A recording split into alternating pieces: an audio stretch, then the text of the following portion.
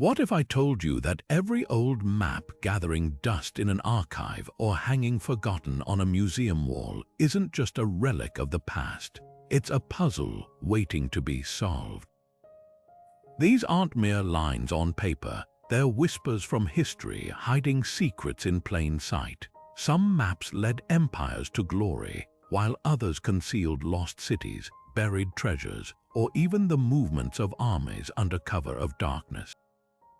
And today, we're pulling back the curtain on 20 of the most astonishing examples, maps that don't just show us where we've been, but reveal stories we were never meant to forget.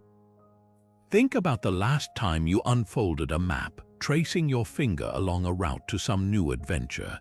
Now imagine doing that, but instead of streets or landmarks, you're following the footsteps of explorers who vanished without a trace, or decoding symbols left behind by cartographers who knew more than they dared to write down. These documents are layered with meaning, from hidden chambers in ancient castles to clandestine Cold War missions scribbled in margins. Some were drawn in secrecy, others distorted by propaganda, and a few, well, they might just hold clues to mysteries that still baffle historians today. This isn't just about geography, it's about the human drama inked onto parchment and paper. Who drew these maps and why? What were they trying to hide or protect? From a medieval sketch that may lead to a forgotten holy site, to a spy's hastily drawn battlefield plan that changed the course of a war, each of these 20 maps has a tale to tell. So let's dive in together, because history isn't just written in books sometimes, it's hiding in plain sight, waiting for the right pair of eyes to uncover the truth. The Vinland map is one of those rare artifacts that sits at the crossroads of history and mystery, daring us to question everything we think we know. At first glance, it appears to be a medieval sketch of the world: Europe, Africa, Asia, but tucked into the northwest corner is a sliver of land labeled Vinland, a place Norse sagas describe as the coast explored by Vikings centuries before Columbus. If genuine, this map would be the earliest known depiction of North America, predating European discovery by decades. But here's the catch: nearly every aspect of it has been fiercely debated since it surfaced in the 1950s. Forensic analysis has only deepened the intrigue. The ink contains a compound called annotations, a form of titanium dioxide that some experts argue wasn't used in medieval pigments. Skeptics call it a smoking gun, proof the map is an elaborate modern forgery. Yet others point to traces of medieval wormholes that align perfectly with known manuscripts from the same era, suggesting the parchment itself is undeniably old. Then there's the handwriting, meticulously compared to 15th century scribes, with some claiming it's too precise to be fake, while others detect subtle anachronisms. What's at stake isn't just the map's authenticity, but the story it tells. If real, it confirms that Norse explorers not only reached North America, but shared that knowledge widely enough for a cartographer to record it. That would rewrite the narrative of transatlantic contact, elevating Viking voyages from fleeting expeditions to documented history. But if it's a forgery, the question becomes who crafted it and why. Was it a hoax for fame, profit, or even Cold War propaganda, as some speculate?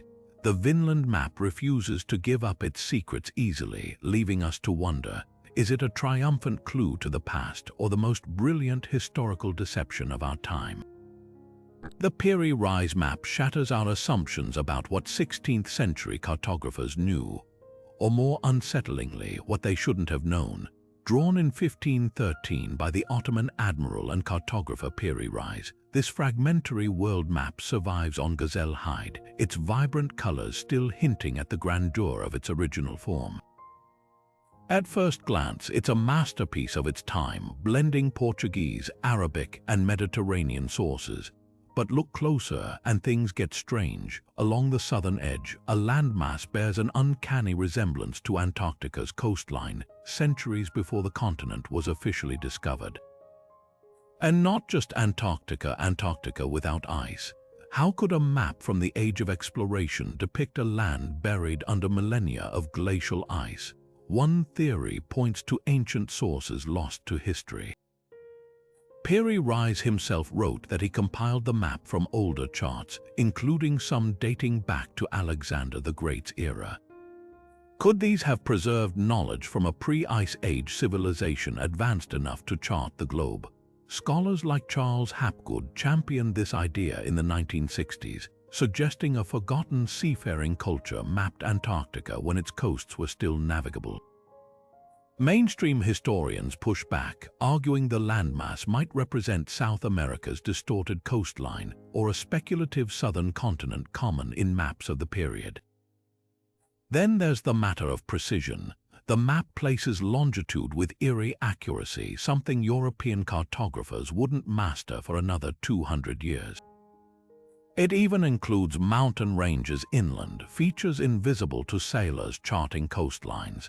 Skeptics attribute this to coincidence or creative interpolation, but the debate refuses to die. Modern technology has only deepened the mystery. Satellite comparisons show some coastal contours align with subglacial topography, as if someone mapped Antarctica through the ice. Whether it's evidence of a lost civilization, a cartographic fluke, or something in between, the Piri Reis Map forces us to confront how much history might still be hiding in plain sight. After all, if a single fragment can spark this much controversy, what else might be lurking in the shadows of our atlases? The Cantino Planisphere isn't just a map, it's a stolen snapshot of a world in flux, a daring act of espionage that reshaped empires. Created in 1502 for Alberto Cantino, an Italian spy working undercover for the Duke of Ferrara, this lavishly decorated chart was smuggled out of Portugal at great risk. Why? Because it held the crown jewels of Portuguese exploration, the first detailed European depictions of Brazil's coastline and the true shape of Africa, knowledge so valuable that Lisbon guarded it like state secrets. What makes this map extraordinary isn't just its artistry, the rich blues and golds tracing coastlines, the wind roses blooming like compass flowers, but the geopolitical bombshell it dropped. Portuguese sailors had only confirmed Brazil's existence 2 years earlier, yet here it was, meticulously drawn alongside West Africa's bulging coastline, defying the myths and guesswork that had dominated medieval maps. The Cantino Planisphere didn't just show these lands, it proved Portugal's monopoly on southern routes to Asia was within reach, infuriating rival powers like Spain and Venice. Look closer and you'll spot the intrigue baked into the parchment. The Tordesillas Meridian, the line dividing the world between Spain and Portugal under papal decree, is prominently marked, but the map subtly distorts distances, perhaps to downplay Portuguese discoveries beyond the boundary. Even the lavish illustrations of African wildlife and Brazilian parrots served a purpose. They weren't just decoration but propaganda, showcasing the wealth awaiting those who dared to sail into Portugal's claimed waters.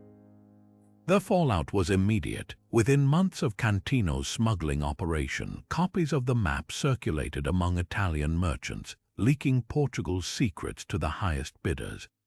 Spain rushed to challenge its rivals' claims, and Venice recalibrated its trade networks in panic.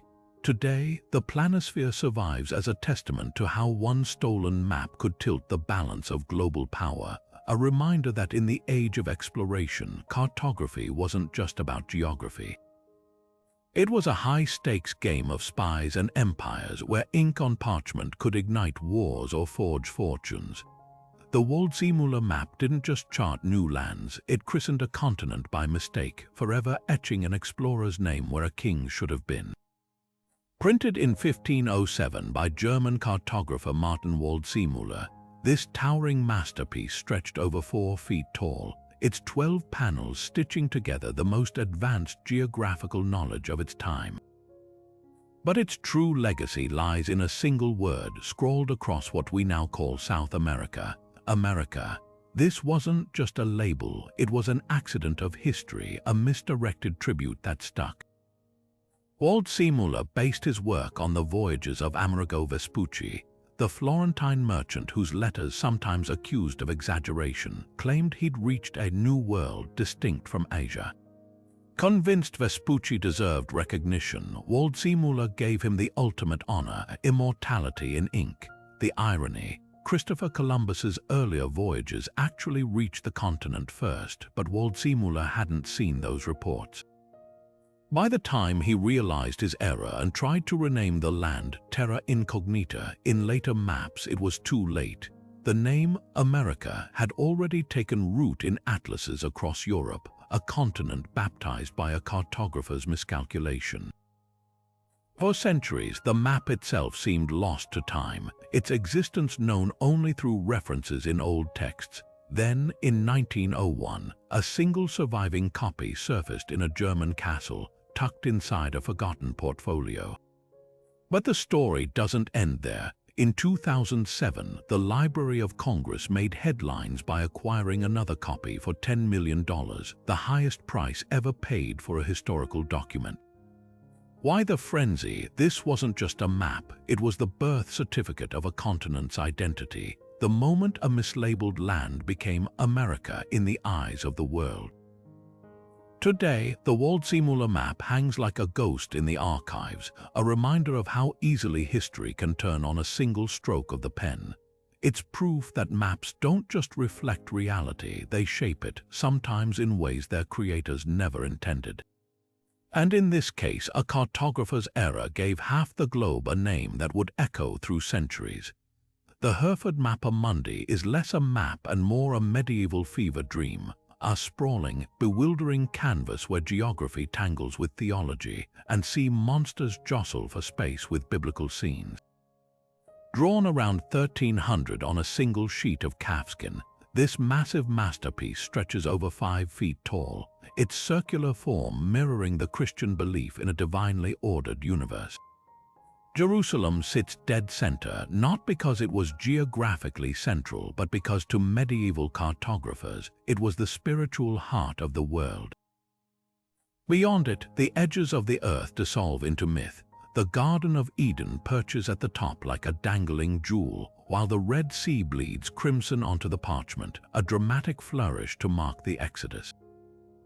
What makes the Mappa Mundi truly mesmerizing are its cryptic creatures and annotations, scrawled in inks that have faded unevenly over centuries. A menagerie of fantastical beasts prowl the margin: cyclopes, dog-headed men, and a particularly grumpy-looking lynx said to urinate gemstones. These weren't just flights of fancy, they were moral lessons. Every monster, every distorted city, whispered a warning about the dangers of the unknown. But beneath the surface, something darker lingers. Infrared scans reveal ghostly traces of erased text, hints of trade routes scrubbed out, perhaps to deter rivals, or theological notes censored as heresy. One faint inscription near Babylon seems to reference the Tower of Babel, a story medieval authorities might have deemed too subversive for casual viewers. Then there's the matter of the map's hidden geometry. Recent studies suggest the positions of certain cities align with pilgrimage routes, coded for clergy navigating political minefields. Norwich, for instance, appears suspiciously prominent for a minor English town, unless you know it housed relics that challenged Canterbury's authority. The map's ink even holds secrets. Traces of crushed lapis lazuli hint at wealthy patrons, while patches of discoloration might mark where nervous monks scraped away controversial details. To modern eyes, the Mappa Mundi looks like chaos, but every bizarre detail served a purpose: to teach, to terrify, and above all, to reinforce a worldview where faith dictated reality. It's a map where dragons and dogma share equal space, a reminder that for medieval Christians, the line between earth and heaven was always blurry. And sometimes the most dangerous territories weren't distant lands, but the ideas lurking in the margins. Buried deep within the Vatican's locked archives, guarded like sacred relics, lie maps so controversial they've been whispered about for centuries, documents that might rewrite history, if only the world could see them. Among these forbidden charts, two stand out: a tattered parchment rumored to trace the lost treasures of the Knights Templar, and another that allegedly shows coastlines crossed by pre-Columbian voyagers. These aren't just historical curiosities, they're potential bombshells, hidden away in a vault even most scholars can't access. So why would the Vatican go to such lengths to keep them secret? The Templar map, if it exists, might hold the key to one of history's greatest unsolved riddles. When King Philip IV of France crushed the order in 1314, their vast wealth vanished overnight. Gold, relics, even the Holy Grail itself. Legends claim the surviving knights smuggled their treasures to remote locations, encoding the hiding places in maps entrusted to allies. One such chart supposedly found its way to Rome, hidden among Vatican records. A 1982 inventory leak described a fragmentum carti militum Templi, a fragmentary map of the Templars with cryptic annotations near Rennes-le-Château, a French village later infamous for its ties to treasure hunters. But the Vatican swiftly rebuffed requests to examine it, citing document integrity concerns. The irony: the same institution that once persecuted the Templars now guards what could be their final secret. Then there's the even more explosive claim: a map depicting North American shores, drawn before Columbus set sail.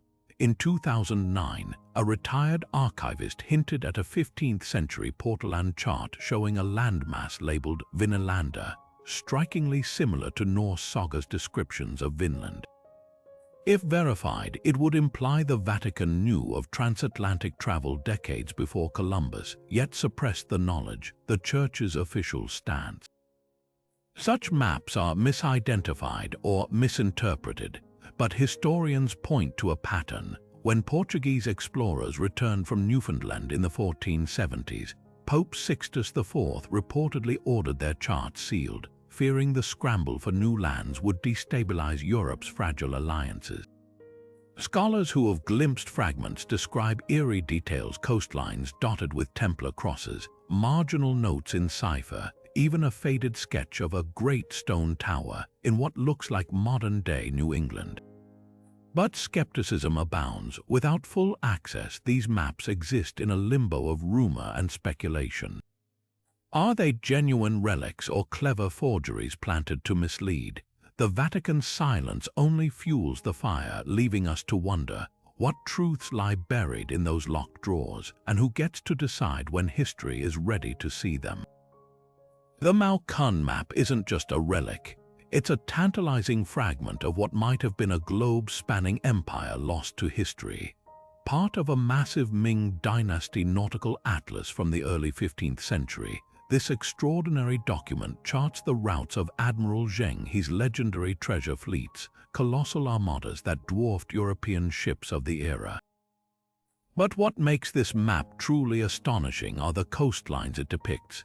Faded ink traces detailed contours of East Africa, the Arabian Peninsula, and most controversially, landmasses that some scholars argue resemble Australia's northern shores. If accurate, it would mean Chinese sailors mapped these lands nearly 300 years before Europeans arrived. Here's where the mystery deepens. The map's creation coincides with Zheng He's final voyages between 1421 and 1433, expeditions so ambitious they stretched from Java to Mogadishu. Contemporary accounts describe his fleet carrying not just silk and porcelain, but astrologers, interpreters, and meticulous log-keepers. Yet shortly after these voyages, China's rulers ordered the destruction of nearly all naval records and shipbuilding plans. The Mao Kun Map survived only because it was tucked away in a military treatise, perhaps by an official who couldn't bear to see history erased. Why would an empire obliterate proof of its greatest achievements? Some historians point to the Ming court's inward turn. As Confucian scholars gained influence over eunuch admirals, they saw naval expansion as wasteful, a distraction from defending against northern nomads. Others suggest darker motives. A recently decrypted memorial from 1436 warns the emperor that foreign maps could tempt reckless minds to seek fortune abroad. threatening the dynasty's control. The map itself contains clues to this purge. Infrared imaging reveals sections where place names were scraped away, as if to obscure sensitive locations, perhaps trading posts or potential colonies abandoned under imperial order. Then there's the Australian question. The southern landmass labeled Greater Java shows river mouths matching the Gulf of Carpentaria, along with annotations describing red cliffs and strange bounding animals. Skeptics dismiss this as coincidence or a misplaced sketch of Sumatra, but proponents counter that Portuguese explorers later found Chinese pottery fragments in Arnhem Land, and Aboriginal oral histories speak of visitors in floating houses. The truth may lie in between. The map's spherical projection, rare for its time, suggests knowledge of Earth's curvature, lending credibility to its most ambitious claims. What remains undeniable is the map's precision where we can verify it. Swirls of ink mark the seasonal monsoon winds Zheng He's navigators mastered, while tiny symbols denote freshwater sources along the African coast, details only first-hand observers could record.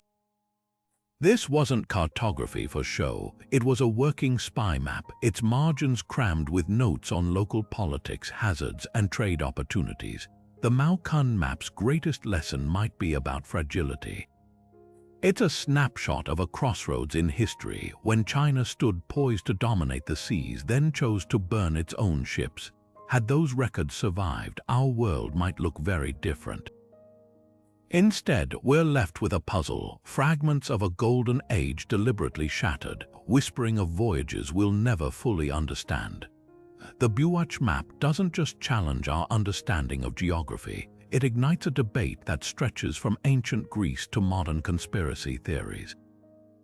Published in 1737 by French cartographer Philippe Buach, this deceptively elegant chart claims to show the southern continent of Antarctica. But here's the catch. It depicts the landmass as two distinct landmasses separated by a frozen sea, a feature that eerily aligns with modern satellite scans of subglacial topography. Even stranger, Buach crafted this map decades before explorers officially confirmed Antarctica's existence. Buach wasn't working from thin air. He drew on theories from ancient Greek astronomers like Ptolemy, who speculated a vast southern land must exist to balance the northern continents. But the precision of his dual landmass hypothesis raises eyebrows. Modern radar reveals Antarctica does have a submerged mountain range dividing it into eastern and western sections, features invisible to 18th century sailors. How could Buach have known? Some credit his use of scientific deduction, piecing together reports from early explorers like Abel Tasman, who noted strange tidal patterns hinting at distant land. Others aren't convinced. This is where the map takes a surreal turn. Hollow Earth enthusiasts seized on Buach's work, arguing it proves ancient civilizations, or even extraterrestrials, mapped Antarctica before it froze. They point to the map's oddly accurate placement of what looks like the now submerged Seymour Island, a detail mainstream science dismisses as coincidence. Even NASA ice-penetrating satellites haven't settled the debate. When researchers compared Buach's outlines to scans of the bedrock beneath Antarctica's ice, some contours matched unsettlingly well, particularly in Queen Maud Land, a region rumored to house Nazi bases during World War II. The most plausible explanation, Buach might have stumbled onto fragmentary accounts from Polynesian or Malay sailors, whose oral histories speak of white lands beyond the southern waves. Portuguese archives also mention a secret map from the 1500s showing a Terra Australis, though it's now lost, but the Buach map's legacy isn't just about accuracy or guesswork. It's a reminder that cartography has always been part science, part storytelling, a blend of hard data and wild speculation that can, on rare occasions, accidentally uncover truths no one expected to find. The Turin papyrus map doesn't just predate modern cartography, it shatters our assumptions about what ancient civilizations were capable of, crafted around 1150 B. CE, during the reign of Ramesses IV, this fragile sheet of papyrus wasn't meant to guide traders or mark borders. It was a treasure map leading Egyptian miners to a quarry of Bekhan stone, a prized greenish-black rock used for statues of gods and pharaohs. But what makes this map extraordinary isn't just its age, it's the sophistication hidden in its faded lines. At first glance, the papyrus looks like a child's sketch, wavy lines for rivers, rough rectangles for hills, and hieratic script crammed into margins. But infrared imaging reveals something startling. The map's creator used precise color coding: black for quarry zones, pink for roads, and white for loose rock deposits, essentially inventing topographic symbols millennia before modern geology.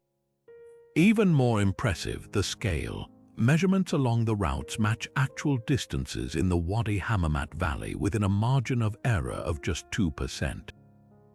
That's accuracy rivaling 19th century surveys achieved without compasses or aerial views.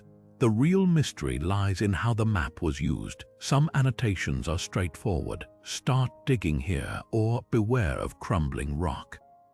Others are cryptic, like a repeated owl hieroglyph near a side valley. Recent translations suggest it wasn't just a warning, it marked a hidden side quarry where higher quality stone could be found. There's even what appears to be an early logistics note: calculations for how many workers could fit in the narrowest pass, hinting at the pharaoh's obsession with efficiency. For centuries, scholars assumed the map led to a known quarry. Then in 2019, satellite thermal imaging spotted unnatural heat signatures along one of its drawn paths. Archaeologists followed the trail to a previously unexplored ledge and discovered tool marks matching Ramesside-era chisels, plus shards of pottery left by workers. The map hadn't just recorded a site, it had preserved the location of a lost quarry, one that supplied stone for statues now in museums worldwide. But the Turin papyrus holds one last secret. In 2021, multispectral analysis detected faint traces of a grid under the main map, a mathematical framework that would let scribes copy it accurately. This wasn't a one-off sketch, it was part of a system, proof that ancient Egyptian cartographers had standardized techniques lost to time. The implications are staggering. If they mapped quarries this precisely, what else did they chart? Lost oases, secret trade routes? The answers might still lie buried, waiting for the right technology or the right pair of eyes to bring them back to light. The Zheng He map is a cartographic paradox, a document that shouldn't exist, yet somehow does, dangling tantalizing clues about a forgotten chapter of European expansion. Published in 1558 by Venetian nobles Niccolo and Antonio Zeno, this controversial map claims to be based on voyages their ancestors made in the late 1300s to the North Atlantic. At first glance, it's a mess of distorted coastlines and fanciful islands, but nestled among the inaccuracies are details that defy easy explanation. Greenland appears not as a blank expanse, but with fjords and settlements labeled Drogeo and Estetiland, names that align eerily with lost Norse colonies mentioned in sagas. Even stranger, the map shows parts of North America's coastline, including what might be Newfoundland or Nova Scotia, decades before Columbus set sail. The Zeno brothers insisted their map drew on letters and charts from their forebears, Venetian explorers who supposedly sailed with a mysterious prince named Zheng He. Modern scholars have torn the story apart. Some argue the entire map is a 16th century hoax, cobbled together from earlier sources to boost Venice's prestige in the age of exploration. Others point to inconsistencies in the Zeno family's accounts, like descriptions of volcanic activity in Iceland that don't match historical eruptions. But then there are the details that do fit. The map's rendering of Greenland's southern tip aligns with Norse farm ruins discovered in the 1960s, and Estetiland resembles the Norse name for Labrador. Even the bizarre Friesland, a phantom island on the map, might encode real places, a distorted memory of the Faroes or Shetlands, blurred by generations of retelling. Then things take a conspiratorial turn. The Zheng family had ties to the Knights Templar, the powerful order disbanded in the early 1300s. Some researchers speculate the map's true purpose was to guide Templar fugitives to safe havens in the New World, where they allegedly smuggled treasures from Europe. A cryptic inscription near Greenland references a monastery of warm springs, echoing Templar legends of a hidden Arctic sanctuary. Could the map's distortions be deliberate, masking locations only initiates would recognize? Skeptics scoff, but radar scans in the 1990s revealed anomalies under Greenland's ice, rectangular shapes that could be ruins or just glacial quirks. The most damning evidence against the map's authenticity came in 2004, when historians noticed a suspicious similarity between its coastlines and a 1537 map by Swedish Bishop Olaus Magnus. The overlap suggested the Zheng might have traced or outright stolen their source material. Yet even this doesn't fully explain the Norse echoes. Icelandic records mention Venetian ships wrecked off their coast in 1380, right when the Zheng ancestors claimed to be sailing. Was the map based on garbled survivor accounts, a blend of truth and fabrication? Perhaps the Zheng map's greatest legacy is its ambiguity. It's a palimpsest of half-remembered voyages, political agendas, and maybe, just maybe, fragments of a lost history. Whether it's a clever forgery or a misunderstood relic, it forces us to confront how easily knowledge can be twisted by time, and how the line between myth and map is often thinner than the parchment it's drawn on. For centuries, the Selden map gathered dust in Oxford's Bodleian Library, dismissed as just another decorative curiosity, until one historian's sharp eye noticed something extraordinary. Painted around 1620 in vibrant inks on rice paper, this Ming Dynasty artifact wasn't a mythical world picture like European maps of the era. It was something far more revolutionary, a hyper-accurate merchant's chart of Southeast Asia's trade routes detailing ports, currents, and hidden harbors from Japan to Java with precision unmatched for its time. When researchers carbon-dated the paper and decoded its annotations, they realized this wasn't just a map. It was a smuggled blueprint of China's clandestine maritime empire, drawn by someone who'd sailed every mile of it. What sets the Selden map apart is its mercantile pragmatism. While European maps of the 17th century still clung to religious iconography and speculative coastlines, this document is all business. Crimson dots mark 22 key ports from Spanish Manila to Vietnamese Hoi An, connected by spiderwebs of routes annotated with sailing times and monsoon patterns. But the real genius lies in its hidden layers. Under ultraviolet light, previously invisible markings emerge, shorthand symbols beside certain harbors, later identified as merchant clan codes. A looping sigil near Malacca corresponds to the Lai family network, while a tiger's paw print near Brunei reveals the Huang syndicate's preferred anchorage. This was trade intelligence disguised as art, a cartographic Rosetta Stone for Ming-era commerce. The map's backstory is as dramatic as its content, likely created by a Fujianese merchant smuggler, perhaps working for the powerful Zheng He, father of the infamous pirate Coxinger. It captures a fleeting moment when Chinese traders operated in defiance of imperial bans on overseas contact. By 1640, the Ming collapse and Qing dynasty's isolationism would erase this knowledge. How the map reached Oxford is another enigma. Some believe it was seized from a Dutch ship by privateers and gifted to scholar John Selden, whose legal work on maritime rights made him the perfect unwitting custodian. Most startling is the map's scientific sophistication. Its compass roses align with magnetic north adjustments for the South China Sea, proving Chinese sailors understood magnetic declination centuries before Europe. The room lines aren't just decorative, they're functional, intersecting at precise angles to allow dead reckoning navigation. Even the seemingly decorative clouds along the borders serve a purpose. Their shapes mirror seasonal wind patterns, a visual mnemonic for traders. Modern sailors have tested the map's accuracy, finding its distances between Nagasaki and Siam accurate to within 5%.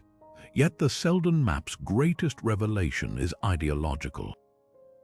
It centers not on China, but the Spratly Islands, then a neutral hub where rival traders mingled. This wasn't a map of conquest, but connectivity, envisioning a maritime world order centuries ahead of its time. Today, as nations spar over those same waters, this forgotten parchment offers a silent lesson that the lines we draw on maps are never just about geography, but the stories we choose to value and those we let fade into history's margins. The Cold War wasn't just fought with missiles and subterfuge, it was waged on paper, in the precise lines of maps so secret their creators would never sign their names. Among the most chilling are declassified U.S. and Soviet spy maps, documents where cartography became a weapon. These weren't rough sketches, they were eerily accurate blueprints of enemy territory, drafted with a level of detail that still stuns historians today. One 1957 CIA map of the Soviet Union, for instance, plots missile silos in Siberia down to the meter, while a corresponding KGB chart of New York City marks subway tunnels and power grids invisible from the street. How did they achieve such precision? The answer lies in the ashes of World War II. Both superpowers repurposed aerial reconnaissance techniques honed during the war, stitching together thousands of grainy photos into cohesive landscapes.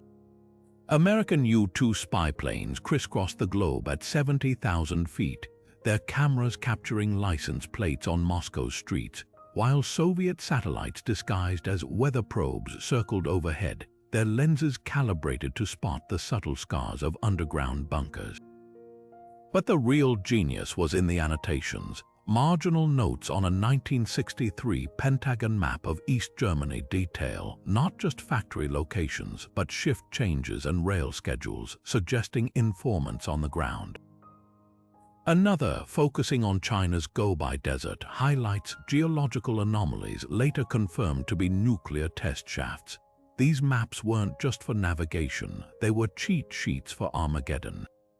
What's most unsettling, though, are the redactions that persist even now. A 1982 Soviet map of Washington, D.C., recently released under FOIA requests, shows eerie blanks where the White House and Pentagon should be, not because they were omitted, but because the KGB's annotations were deemed too sensitive for modern eyes. Similarly, CIA maps of Kazakhstan's Semipalatinsk nuclear site still have entire sectors pixelated, hinting at facilities or tactics the U.S. doesn't want exposed. Even today, these documents are more than historical relics. They're reminders of how much we still don't know. The ultimate irony, some of these maps were so accurate they became outdated within years. A Soviet chart of NATO West German bases, for example, meticulously recorded tank deployments, until someone realized the tanks were wooden decoys, part of an elaborate Allied disinformation campaign. The maps themselves became pawns in the game, their very precision a vulnerability, yet their legacy endures not just as artifacts of paranoia, but as proof that in the Cold War, knowledge wasn't just power, it was survival drawn in ink and measured in millimeters. The Babylonian world map shatters modern expectations not because it shows us the world as we know it, but because it reveals how an ancient civilization saw their place in the cosmos. Etched into clay around 600 BCE, this palm-sized tablet from Sippar is the oldest known attempt to depict the entire world. At first glance, it looks nothing like our maps. A single circular river, labeled the Bitter River, encloses 7 triangular islands arranged like slices of a pie, each labeled with cryptic descriptions, where the sun is not seen, or land of the winged bull. Outside this ring, 8 outer regions resemble jagged mountain peaks, but they're not literal geography. This is a map of the mind, blending physical landmarks with mythological realms in a way that would baffle any modern cartographer. What fascinates scholars isn't just its strangeness, but the glimpses of real-world knowledge embedded in the symbolism. Babylon appears dead center, a rectangle straddling the Euphrates, with other known cities like Susa and tucked along the river's curves. These weren't guesses, they reflect accurate trade routes and military campaigns documented in cuneiform records. Yet just beyond these tangible places, the map veers into the divine. The Bitter River mirrors Mesopotamian beliefs that the earth floated in a cosmic ocean, while the outermost islands evoke the epic of Gilgamesh's descriptions of distant, god-inhabited land. This wasn't ignorance, it was intentional. The map's creator wasn't trying to guide travelers, they were encoding their worldview, showing Babylon as both a physical empire and the spiritual axis of creation. The debate over its purpose hinges on a single scratched line. Running diagonally across the tablet, it's annotated with distances in Baru, a Babylonian measurement equal to about 10 kilometers. Some archaeologists argue this proves practical use, perhaps for calculating troop movements or trade taxes. Others point to the tablet's tiny size, suggesting it was a teaching tool for scribes learning cosmology. The strongest clue might lie in its companion text, a fragment describing how Marduk, Babylon's chief god, organized the universe after slaying the chaos monster Tiamat. This wasn't just a map, it was a hymn in clay asserting divine order over earthly chaos. Modern technology has uncovered even deeper layers. Multispectral imaging revealed erased markings near the Land of the Winged Bull, likely corrections by a second scribe, proof that these cosmic blueprints were revised as beliefs evolved. Even the clay itself tells a story. Traces of barley pollen in the tablet's pores suggest it was stored in a temple granary, perhaps consulted during rituals to sanctify the harvest. The Babylonian world map's true legacy lies in its duality. It captures a moment when geography and mythology weren't separate disciplines but intertwined strands of understanding. Those 7 mysterious islands, they might encode real trade winds or celestial patterns lost to time. Or perhaps they're a reminder that every map, no matter how scientific, is ultimately a reflection of the culture that drew it, a snapshot of what its makers feared, worshipped, and dared to imagine. The Cantino map doesn't just depict the world, it's a swirling tapestry of global knowledge stitched together from whispers of Arab traders, Chinese explorers, and maybe even Marco Polo himself. Created in Korea in 1402, this 6-foot-long silk scroll is one of the oldest surviving world maps from East Asia, and it's anything but provincial. Africa stretches oddly elongated, Europe squashes into a tiny western fringe, and Korea, it's right where you'd expect, front and center, exaggerated in size like a child's drawing of their hometown. But what makes this map extraordinary isn't its ego. It's the sheer breadth of its sources mashed together with a confidence that defies the era's isolation. Take Africa, for instance. The Cantino shows the continent with a level of detail that baffles historians. The Nile curls southward from a massive inland lake, an echo of Ptolemaic geography, but then it veers into uncharted territory. Near the southern tip, a label marks a place called Dragon's Gate, a name found nowhere in Arab or Chinese records. Some scholars think this might encode early knowledge of the Zambezi River's rapids, gathered from Swahili traders who'd sailed beyond Mozambique. Others point to the map's bizarrely accurate placement of Madagascar, an island Europeans wouldn't properly chart for another century. How did Korean cartographers know? The answer might lie in the blue and gold borders. These are trade winds painted precisely as Arab sailors described them, suggesting the map's creators had access to lost Islamic navigational charts. Then there's Europe, a squiggle of jagged coastlines and odd labels. France is labeled Phalanxi, a phonetic rendering possibly borrowed from Marco Polo's travelogues, while Rome appears as Lumang, a Chinese transliteration of the Persian Rum. This linguistic hopscotch hints at how knowledge filtered eastward, not directly but through layers of translation. The real smoking gun, though, is a tiny island off Spain's coast labeled Lusitania. Portugal hadn't even begun its age of exploration yet, but here it is, a ghostly preview of the empire that would later dominate Asian trade routes. The Cognito's true magic lies in its contradictions.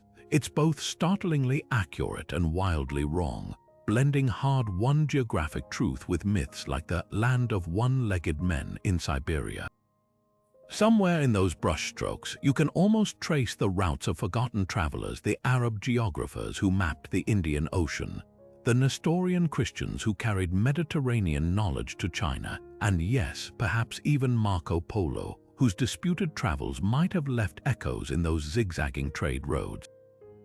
But the map's greatest secret might be political. Created just 4 years after Korea's Joseon dynasty seized power, it wasn't just a scientific tool, it was a statement.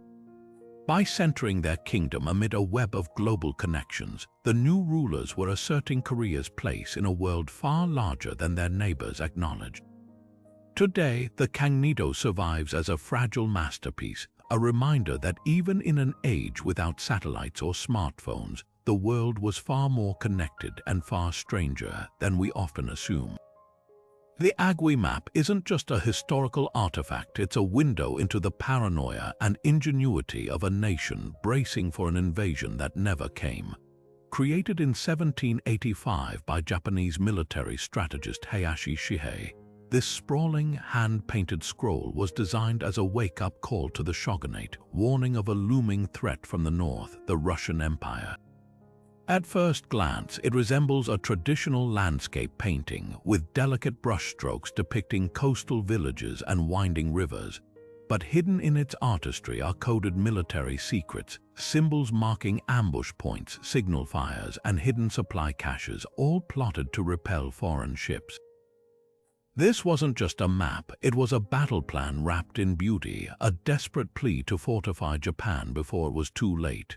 What makes the Agui map so fascinating is its eerie prescience. Shihei predicted Russian expansion years before formal encounters, drawing on rumors from Ainu traders and Dutch merchants confined to Nagasaki's Dejima Island. His depiction of Hokkaido's coastline is startlingly accurate, with annotations warning of red-haired barbarians anchoring in sheltered bays, a reference to Russian fur traders already probing the region.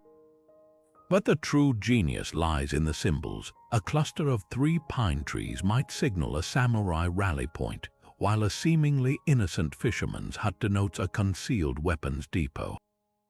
Even the waves themselves hold meaning. Thicker brushstrokes indicate treacherous currents meant to funnel enemy ships into killing zones. The shogunate's reaction was swift and brutal. Fearing Shihei's map would provoke the very conflict it sought to prevent, officials banned its publication and sentenced him to house arrest. Copies were destroyed, and the original vanished into private hands until infrared scans in 2014 revealed layers of erased text, including coordinates for secret alliances with the Ainu, Japan's indigenous northern people. This wasn't just suppression, it was an attempt to erase dissent. The map's existence threatened Japan's policy of sakoku, or closed country, which had kept outsiders at bay for over a century. Yet the Agui map's legacy outlasted its censorship. Decades later, when Russian ships finally appeared off Hokkaido in the 1850s, local warlords dug up buried copies, using Shihei's tactics to harass the invaders. His symbols even inspired Meiji-era fortifications, proving that sometimes the most dangerous maps aren't those that guide armies, but those that plant ideas.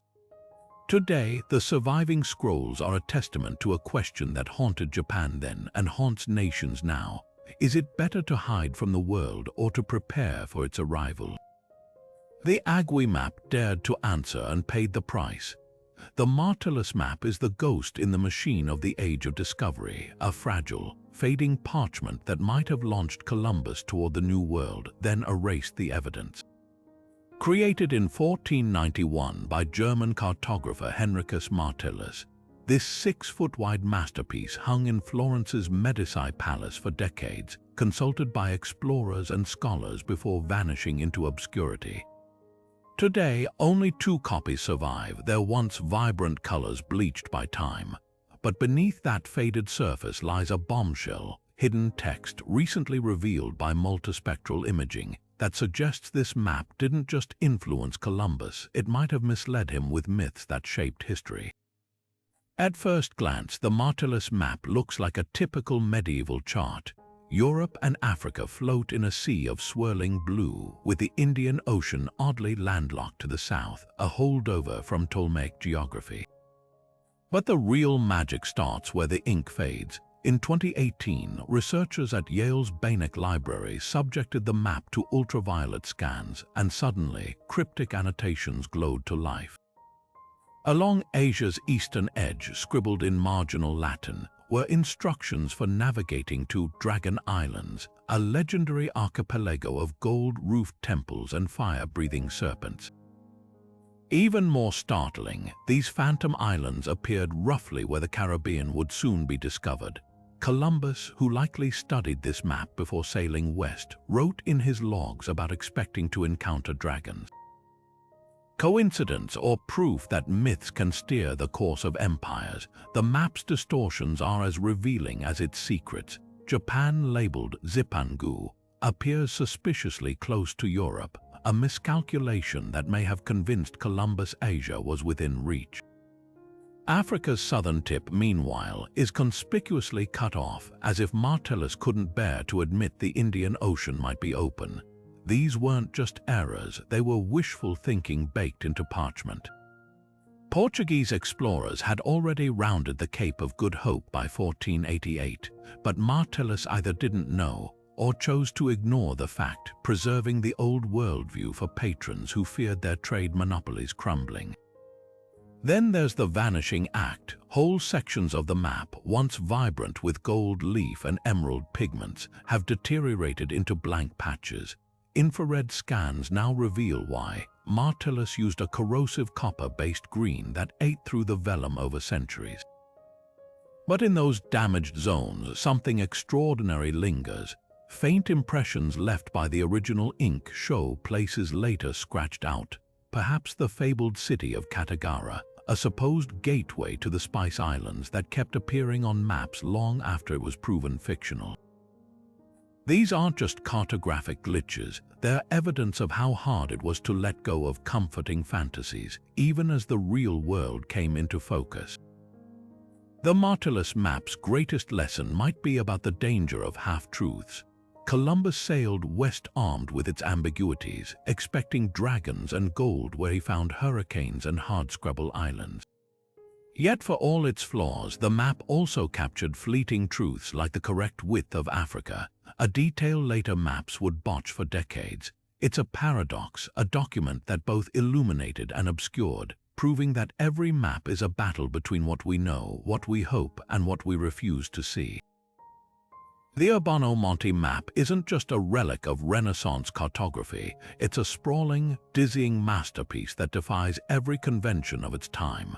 Created in 1587 by Milanese nobleman Urbano Monte, this 60-sheet behemoth was designed to be assembled into a single 10-foot-wide disc, a rotating planisphere meant to pivot on a central pin like a giant paper turntable.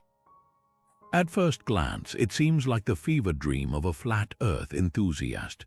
The Arctic sits at the center, encircled by continents that spiral outward like a cosmic dartboard. But modern technology has cracked its code, revealing a vision far ahead of its time, one that accidentally predicted climate zones and ocean currents centuries before science caught up. Monte's obsession was order. Frustrated by the distortions of Mercator's then popular projection, he sought a map that would show Earth's land masses in their true proportions. His solution, a polar azimuthal design, a concept so radical most contemporaries dismissed it as fantasy. Yet when scholars digitally stitched the 60 sheets together in 2017, the result was staggering. Monte's disc, once written off as a quirky art project, turned out to be one of the most accurate world maps of the 16th century. His placement of Antarctica, though wildly misshapen, vaguely matched the continent's coastline, while his tropical zones accurately reflected monsoon patterns recorded by Portuguese sailors. Even more striking, tiny annotations in his elegant script describe great whirlpools in the Atlantic, possibly early observations of what we now call gyres, massive circular ocean currents. The map's true oddity lies in its layers of purpose. Monty didn't just plot geography, he wove in astrological charts, ethnographic sketches of dog-headed men, and even a detailed genealogy of the world's rulers from the Queen of England to the Mughal emperors. Some scholars argue this was a multimedia experiment, an attempt to catalogue all human knowledge in one interactive artifact. Infrared scans uncovered even stranger details. Beneath the painted surface, faint pencil grids suggest Monty calculated latitudes using stars, while cryptic numbers near the equator may encode secret trade winds known only to Mediterranean navigators. But the most haunting revelation came when climate scientists overlaid Monty's climate zones with modern data. His frigid zones align eerily with permafrost boundaries, while his temperate belts mirror today's agricultural breadbaskets. How did a 16th century aristocrat grasp these patterns? The answer might lie in his sources. Monty corresponded with Jesuit missionaries returning from Asia, and his library held rare Arabic texts on oceanography. He wasn't a prophet, just a synthesizer, stitching together fragments of global knowledge into a tapestry too unconventional for his era to appreciate.